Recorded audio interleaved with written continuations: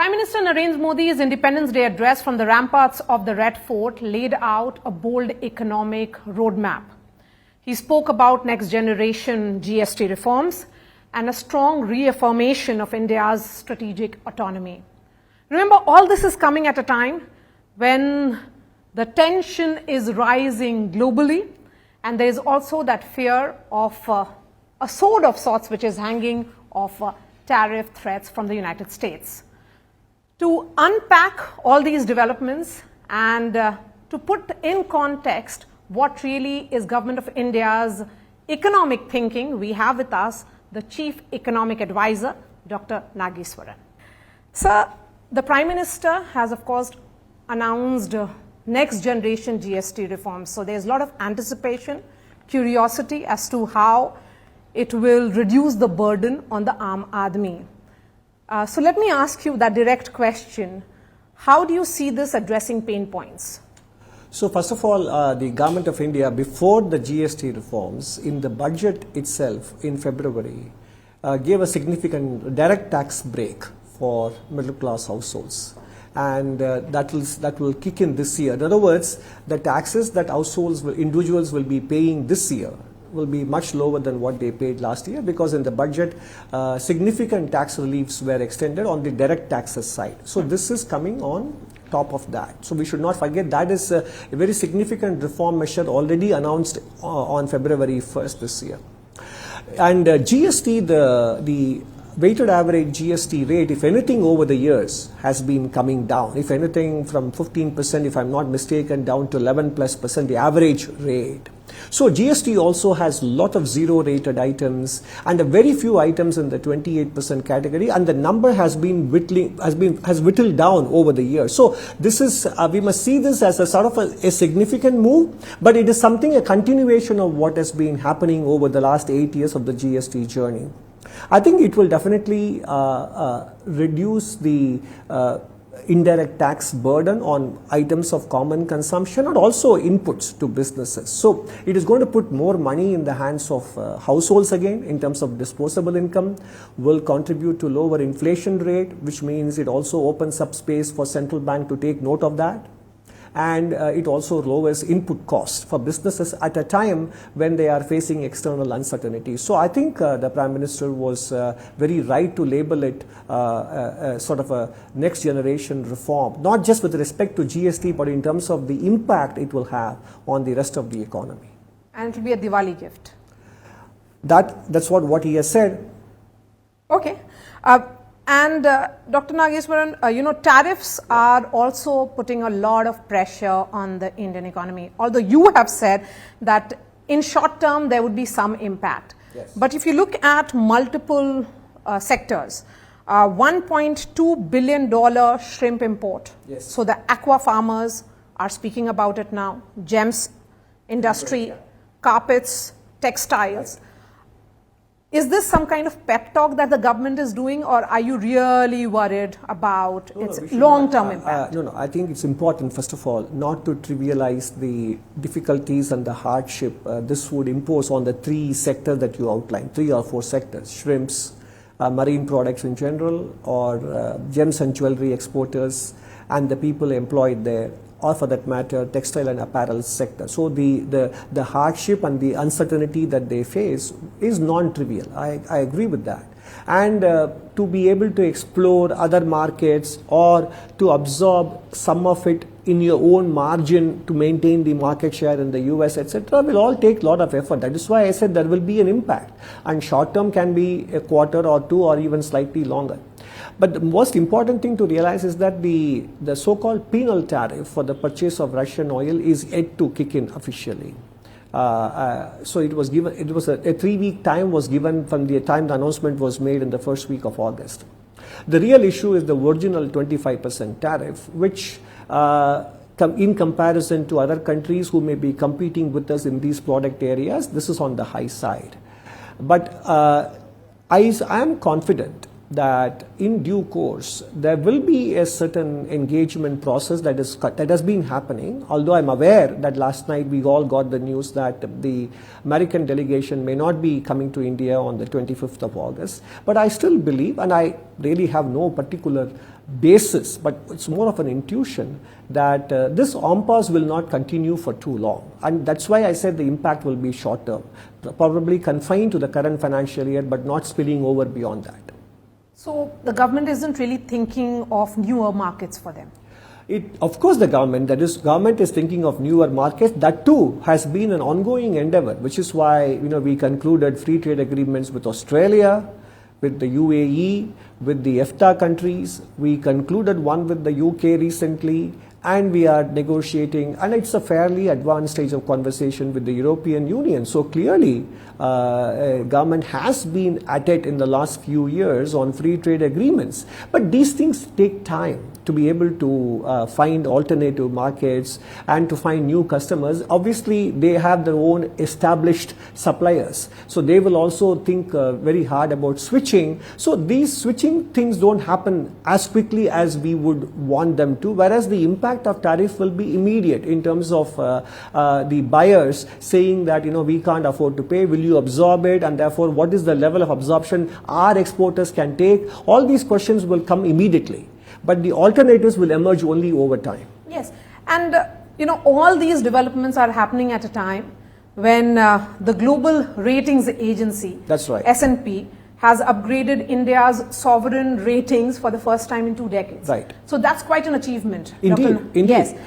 But on the other hand, you have the US president saying that India's economy is a dead economy. So as the chief economic advisor, tell us the true picture. What is the picture here? No, obviously the true picture is what people with a skin in the game, like the credit rating agencies, are telling us, which is that we faced a 9.2% fiscal deficit on the part of the union government in the COVID year 2021. At that time, the government made the commitment, the Prime Minister and the Finance Minister made the commitment that they would bring it down to 4.5% or below, reducing the fiscal deficit ratio by half. And we are here in 25-26, and we have promised that we will keep the deficit at 4.4%. So it is a promise that we have delivered on.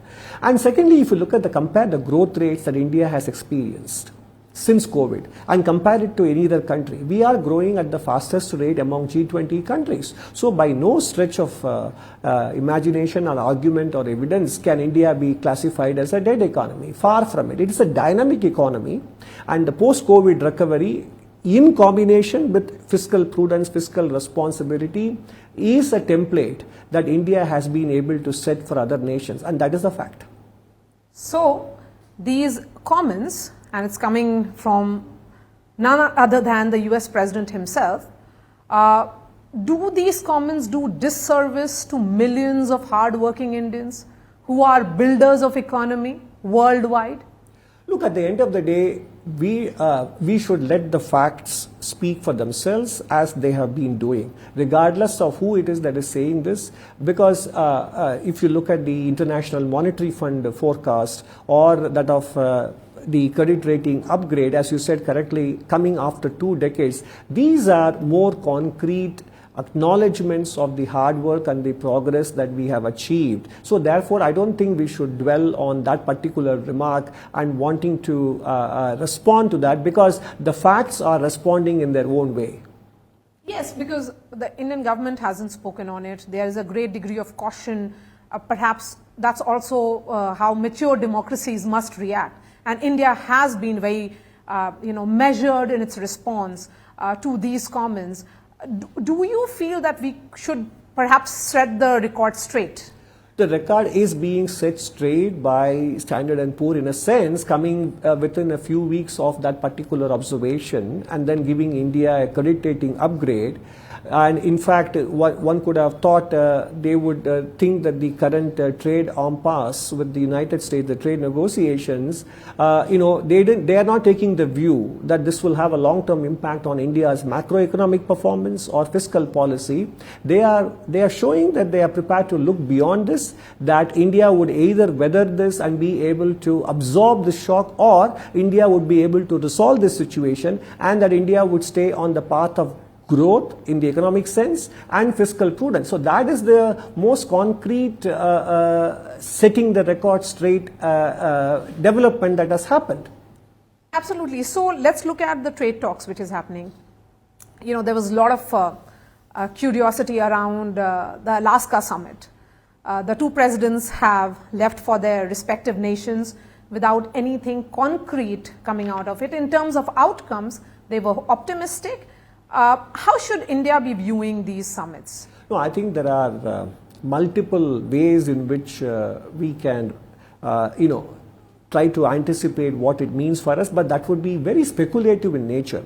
Because the summit happened yesterday on the 15th or so, and there are geopolitical dimensions to it, and there is not only the implication for trading in crude oil, but also as to what it means for the overall trade negotiations and geopolitical relationships. Therefore, we should leave it to the experts in the Commerce Ministry and External Affairs to figure out the next steps and how to respond to it and what could be the various permutations and combinations.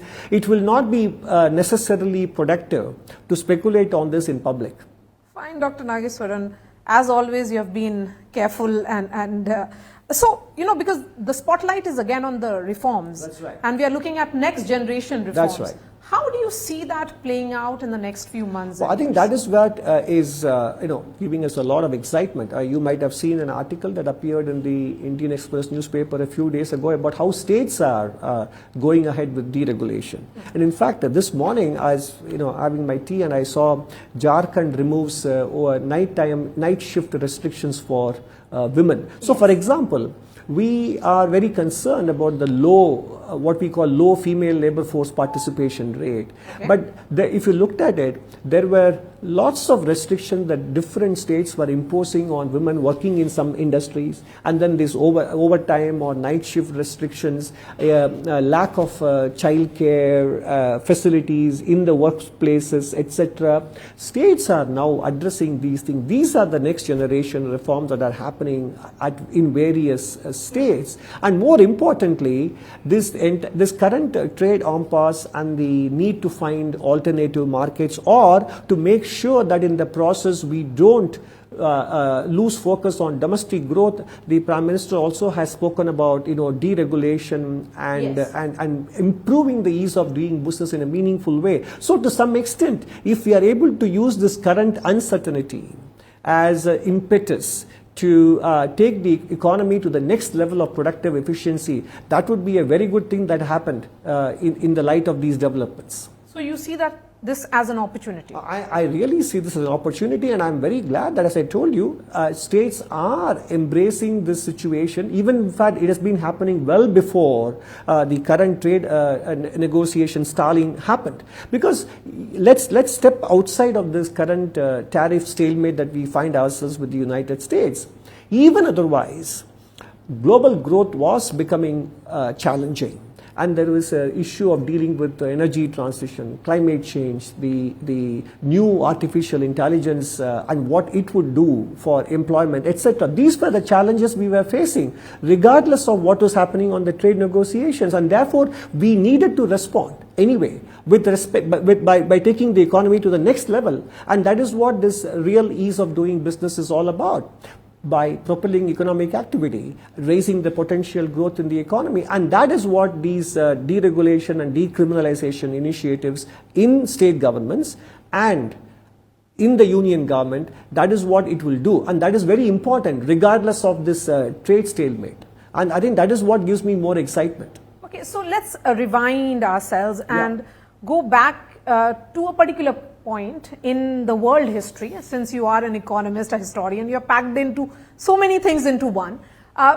Is there a parallel that we have in the world when a churn of this nature was going on? Well, I think in some sense the world does go through a cycle such as this once in 30 years. I mean, for example, we had before the First World War, supposedly the world went through a period of massive globalization, and then For the next 30 years, you had World War I, the reparations, the hyperinflation in Germany, and depression in the US, and then followed by Second World War, etc. A lot of uncertainties. And again, and then after World War II ended, for 25 years, relative stability. But then 1971, the United States got off the Bretton Woods, the dollar became floating. So the 70s were a period of uncertainty as well. So I think these things do happen with some kind of regularity. You cannot be precisely timed, but every generation faces a churn and an inflection point, which makes it imperative for countries to reset, re-examine their previous practices and policies and adapt. And that is the challenge that this situation has thrown up for us. And I'm sure we will, like we did back in 1991, and the way we responded to the banking crisis in the second decade, and more recently the way we responded to COVID as well. I'm sure we will emerge out of the current uncertainty much stronger. So do you think closer economic ties then with China could be perhaps an antidote? Look, I think India is a country that has kept itself open to economic relationship with all countries, because even after Galwan happened, India's trade with China only kept expanding. So whether China is the most immediate or a long-term answer or not, I would leave it to the the political executive and the policy makers to figure out. I think given the fact that India at the moment depends on other countries for critical minerals, rare earths, and key resources, both primary and intermediate.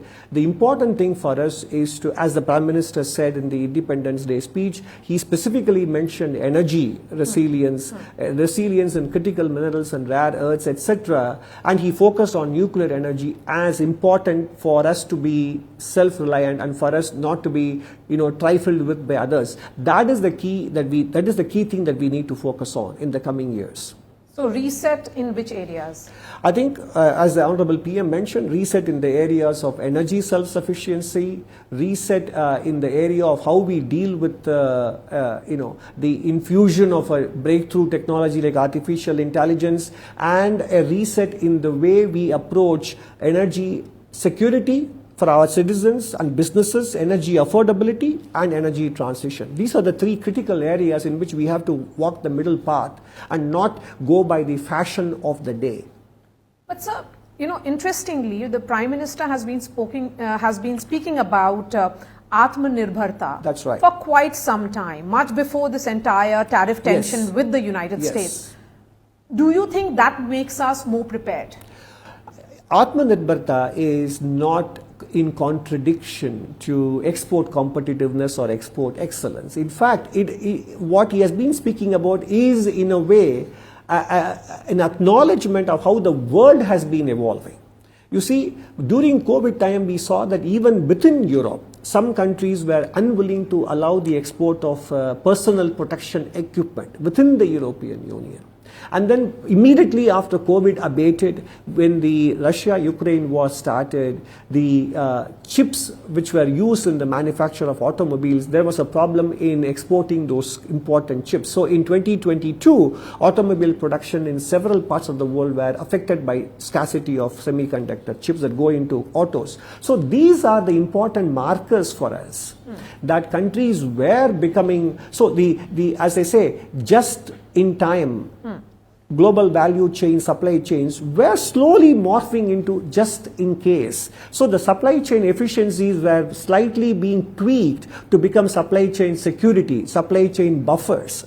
All these factors became as important as efficiency. So in some sense, we needed to create capacities for in our own country, while at the same time we need to benchmark ourselves to global standards in terms of being open to exports. So both are completely complementary to each other. So the Atmanirbharata that we have been advocating and trying to support with policy measures was, in a way, in anticipation of how the world was evolving or would evolve in the course of the second decade, and even more so in the third decade. And I think it will be a fact of life for the next 10 to 15 years. So the world had basically 40 years of globalization. It will go into some sort of recalibration of that. It's inevitable, and we are seeing that happening.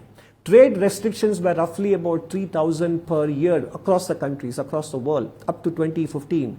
In the last 4 to 8 years, it has doubled. 6,000 trade restrictions are imposed by nations on others, both tariff and non-tariff. This is a reality. So that is why I think Atmanirbharata is important, and it is not in contradiction to also being an exporting nation. That is what makes us strategically more secure and stronger. The key highlights, among the key highlights was also defense self-reliance, if you look at it. And it particularly played an important role during operations in the world. That's right.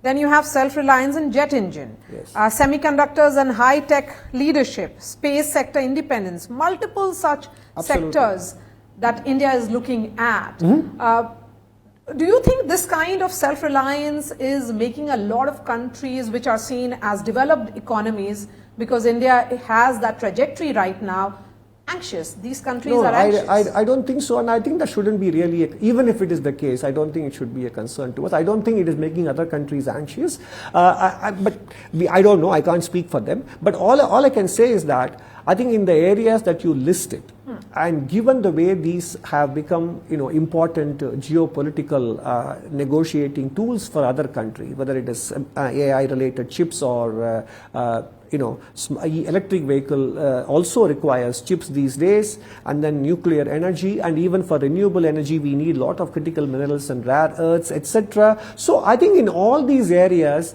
countries earlier used to expect the global supply chains to deliver us what we needed. But that element of trust that undergirded the globalization phase has been eroded, whether we like it or not. And therefore it is important for a country of our size and our population and our development aspirations to develop a certain amount of self-sufficiency and domestic reliance is absolutely an imperative. Okay, there was another very crucial aspect of Prime Minister's speech, which I want you to, speak a little bit more about, which was 1 lakh crore PM Viksit Bharat Rojgar Yojana. Yes, right. The government has been facing a lot of questions with regards to its inability to generate jobs. Actually, the periodic labor force survey, which Ministry of Statistics brings out, actually is showing a healthy labor market in India, and the PLFS, the periodic labor force survey statistics, are very well accepted by all statistical experts that it is a credible and a reliable metric, and it presents a good picture of the labor market situation in the country. Now, employment is something that the government undoubtedly facilitates through skilling, through various incentives for technological upgradation, through its boost to small and medium enterprises and manufacturing and labor-intensive sectors. If you take all these dimensions as important for employment generation, the government has been announcing various policies. In fact, in the last 10-12 years, the amount of attention given to small and medium enterprises through credit guarantees, through upgrading their thresholds, through access to finance and formalization, all these things are actually employment facilitating. So at the same time, the numbers in India are staggering because of the population size, and we wrote in the economic survey that we have to create 8 million jobs a year at the minimum for the next 12 to 15 years. By the way, private sector estimates do point out that India created 15 million jobs in 23-24 and 24-25, and you see that in the monthly accretion to the Employee Provident Fund Organization net new joiner numbers. A lot of people say, this is fine, but there is underemployment in the country. But frankly, no country's statistical system measuring employment will be able to tell you exactly what and how to measure underemployment. That is like saying you are in a job that you don't exactly are happy with, and it actually is a little lower in terms of your capabilities, and therefore you are earning less than what you should be earning. That kind of information is so difficult to get through any unemployment survey, okay? Which is why Ministry of Statistics, and that will show up eventually in household income growth, which is why the Ministry of Statistics is launching an income survey next year. But the point is, this scheme that the Honorable Prime Minister announced yesterday was hinted at in the budget last year in July, and it is now being rolled out. It is a 5-year project. It is incentivizing our industries also, which are very keen to adopt the new technologies, to focus on labor-intensive sectors as well and employ more people. So some states are very advanced in terms of the income growth and where they are in the economic journey. They can focus on capital-intensive sectors. And some other states, which are still lower down in the income growth ladder, can focus on labor-intensive sectors. And for manufacturers to locate themselves in those states, this scheme will be extremely valuable. Let's wrap up this interview, Sure. Dr. Nageswaran, with Sure. my last question. Sure. How did India get caught into this tariff vortex? I think right now it is water under the bridge. It will be very difficult to spell out the various reasons. At the end of the day, as the Prime Minister said, there are some red lines given the readiness and given the importance of some sectors in the economy, and therefore it could be the case that we are currently finding ourselves in some sort of a stalemate situation. But India has been opening up its economy over time. Most of the sectors are open for FDI on an automatic basis. We are importing more defense equipment from the United States. If you compare to where we were in 2014, how much we were importing from them and how much we are importing now, it has gone up considerably. And same is the situation with respect to crude oil imports as well. So we are clearly moving in the direction of diversifying our sources, not reliant on one source or one commodity. So I think it's important for others also to focus on the marginal change rather than looking at the absolute numbers. And more importantly, we are a country with a large population and a lower per capita income compared to advanced countries, and therefore there has to be some consideration for that context as well. But I think these considerations will eventually begin to get reflected in the conversation that we have with other nations. All right. Thank you so much for speaking to India Today. If you like the video, do like, comment, share and subscribe.